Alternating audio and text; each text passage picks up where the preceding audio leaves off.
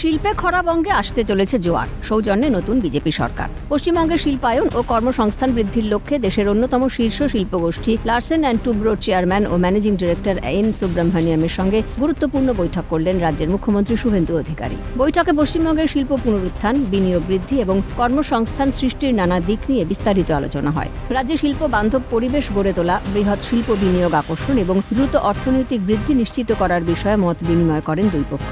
বিশেষভাবে যুব সমাজের জন্য নতুন কর্মসংস্থানের সুযোগ তৈরি এবং শিল্প বিকাশের জন্য একটি শক্তিশালী ইকোসিস্টেম গড়ে তোলার উপর গুরুত্ব দেওয়া হয়। বৈঠকের পর মুখ্যমন্ত্রী জানান, পশ্চিমবঙ্গে বিপুল সম্ভাবনা রয়েছে এবং দেশের শীর্ষ শিল্প গোষ্ঠীগুলির সঙ্গে কৌশলগত অংশীদারিত্ব রাজ্যের অর্থনৈতিক রূপান্তরে গুরুত্বপূর্ণ ভূমিকা নিতে পারে। শিল্প অবকাঠামো এবং বিনিয়োগের ক্ষেত্রে যৌথ উদ্যোগের মাধ্যমে রাজ্যকে নতুন উচ্চতায় পৌঁছে দেওয়ার বিষয়ে আশাবাদী মুখ্যমন্ত্রী। উল্লেখ্য, ইতিমধ্যে নতুন সরকারের হাত ধরে শিল্প ফিরছে বাংলায়। বঙ্গের শিল্পে আমূল পরিবর্তন। বাংলায় 650 কোটি টাকা বিনিয়োগ করতে চলেছে আমূল কোম্পানি। আগের সরকারের মতো শুধু সরকারি কোষাগারের টাকা খরচা করে শিল্প বাণিজ্য সম্মেলনের ঢক্কানিনাদ নয়। প্রকৃত অর্থে রাজ্যে কর্মসংস্থানের লক্ষ্যে বিজেপি সদর্থক ভূমিকা নিচ্ছে বলে মত ওয়াকিবহাল মহলের। প্রসঙ্গত, এল&টি দেশের অন্যতম বৃহৎ প্রকৌশল ও অবকাঠামো সংস্থা। শিল্প ও পরিকাঠামো উন্নয়নে সংস্থাটির দীর্ঘ অভিজ্ঞতা রয়েছে। পশ্চিমবঙ্গে নতুন বিনিয়োগ ও শিল্প প্রকল্প বাস্তবায়নের সম্ভাবনা নিয়ে এই বৈঠককে তাৎপর্যপূর্ণ বলেই মনে করছে শিল্পমহল। বিগত 15 বছর তৃণমূল জামানায় খেলা, মেলা,